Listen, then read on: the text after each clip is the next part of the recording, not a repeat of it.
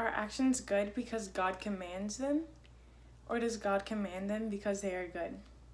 Let's think about that. Hi guys, and welcome to my video. Thank you so much for tuning in. Before we get into the video, I'd like to go ahead and just introduce myself and the channel because it is my first video. So if you don't mind dropping a like for that down below. But just a few things about myself. I'm currently in undergrad and I'm studying psychology and philosophy. And I created this channel just because I wanted to challenge myself a little bit more. I always talk to people about these topics and I always feel like I should know more, I should be more knowledgeable. I think I'm creating this channel just to challenge myself a little bit and just to see how much I can learn and to share that knowledge with some other people. If you guys are all interested in topics about psychology, philosophy, or spirituality, then this channel might be for you. I hope I can share some ideas on here and give some insight into some topics. I already have a few great videos lined up for you guys. If you guys have any other topics that you'd like to see from me, just go ahead and comment that down below. But without further ado, thank you so much, and let's get into the video. Today's video is going to be about divine command theory, and I'll explain that a little bit later on. But first, I kind of wanted to talk about why I wanted to film this. So this is actually like the first topic that really got me to fall in love with philosophy. It was my freshman year, it was my second semester, and I absolutely loved my teacher, and I absolutely loved all of his lectures. That was my favorite class that semester. And this is one of the topics that really stuck out to me. At the time, I was kind of questioning my belief in Christianity. This kind of helped me realize that sometimes, you have to think for yourself. You have to explore other options and just see what else is out there. But it makes me also realize that I fell in love with philosophy just because it made me realize I like to get to the bottom of things. And I really like to question myself and beliefs and the world around. So this topic also really helped me kind of diverge a path between Christianity and spirituality, and it kind of helped me to get into exploring spirituality just a little bit more. This video is not meant to make anyone change their religious beliefs or anything like that. It's just something that helps me and I think is really interesting and will challenge you guys to push your beliefs and your ideas and what you really think and just get to the bottom of that for yourself. Really, the divine command theory is just how morality is based in a theistic framework. It's kind of challenging that and kind of pushing people to see, morals from another stance other than their religious views. For a lot of religious people, their morality is based solely, not solely, but it's based around their religious beliefs, what they can eat, what they can wear, what they can say, what they can do. A lot of that is based on their religious beliefs. Well-known German philosopher Immanuel Kant also says that, this is kind of vital for humans to have motivation to do things that are morally correct. This can also be seen with a lot of ideas in religion. A lot of it is based on human needs and kind of just evolutionary things to help them get through life.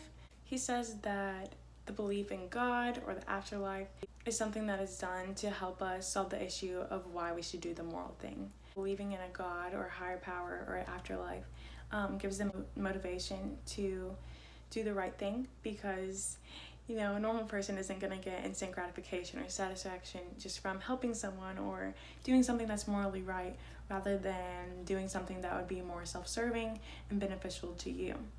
So it's more of looking at it as religion provides people an opportunity and a motivation to do the right thing, as if you believe there's a higher power that's judging you on all of your actions and choices, of course you're going to be wanting to be more righteous and just and fair when, this is kind of deciding, your afterlife, if you believe in that.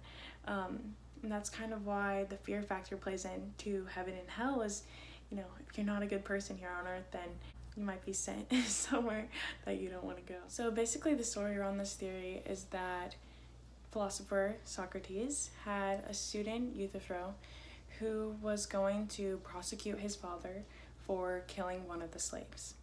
So obviously his family was very upset, very angry at him, very mad, and his reasoning behind this was that it was the pious thing to do. So Socrates asked him The famous question, is the pious loved by the gods because it is pious, or is it pious because it is loved by the gods?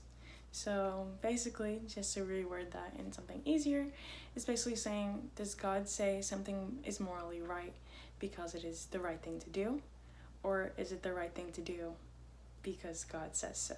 This is where the dilemma occurs. So you can either go two routes with this. So you can either say the action is pious and it's the right thing to do because God commands it. With that, it implies that anything that God says is the right and moral action and moral route to go. However, if you look at the argument that way, then you're faced with the problem that things are only good because God says they are good.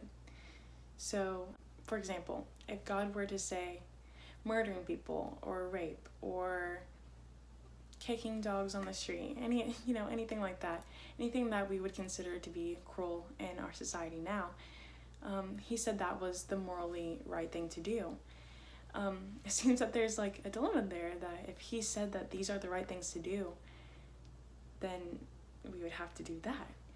With that, it implies that God's commandments or God's requirements are arbitrary, and that there's no reason between what action is good and what action is bad. It's literally good or bad, just depending on what he says. Therefore, if there's no moral reasoning on why an action is good or bad, then it seems that, what God is saying is arbitrary, and he's just picking things out of the sky and have no meaning.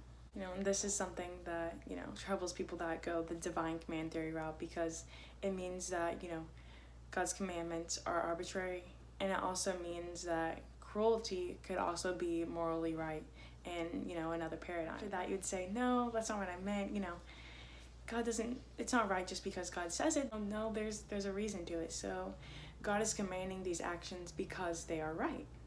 And so going that route, that is the divine independence theory. And the problem with that is that means there's something beyond God, beyond the highest power, that is saying that these things are good and bad. That kind of limits his power, and he's not really the divine lawmaker. Rather, he's just, telling us what's right and wrong. God commands these actions because these are good. However, the problem with that is, if you say that God is commanding these actions because they are good, then that means ethics are no longer based around what God is saying and what God is commanding. In fact, that just means that God is just saying the difference between right and wrong and just telling us what's right and wrong. There's something above him that is the moral foreground of right and wrong. So that makes God no longer a sovereign being. He's answering to moral laws that are expanded beyond him and his power. So that's where the issue comes in. So Euthyphro's dilemma is either ethics are based on an arbitrary ground where there's no real meaning between right or wrong, or God is not the source of moral ethics, and there is an external moral law that extends beyond his power. And so let's say, the dilemma is proving that, there is something wrong with that, but then it's like, where are our morals based off of? And that's a whole different thing, but there's a lot of ethical theories that try to answer that question of, where do we get the morally right and the morally wrong things to do? How do we decide what's morally right and morally wrong if we are looking at it beyond the means of religious practices? That explain that, we have utilitarianism, hedonism, consequentialism, but that could be a whole separate video just on the types of moral grounds, moral theories, on what to base moral beliefs off of. I just think this is an important topic because religion plays an important role on lawmaking and many people's moral beliefs in present-day society.